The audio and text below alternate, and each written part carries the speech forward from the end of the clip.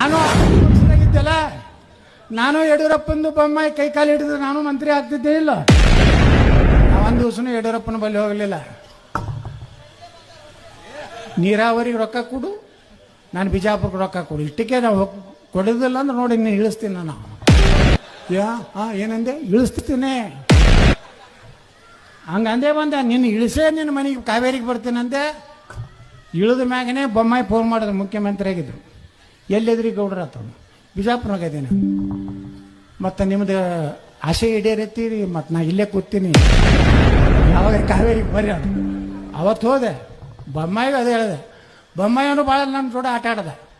ಗೌಡ್ರ ಎಲ್ಲ ಅಮಿತ್ ಶಾ ಜೋಡ ಮಾತಾಡೀನಿ, ನಡ್ಡಾ ಜೋಡ ಮಾತಾಡೀನಿ, ನಿಮ್ಮನ್ನ ಮಂತ್ರಿ ಮಾಡೋದ್ರಾಗ ಗ್ಯಾರಂಟಿ.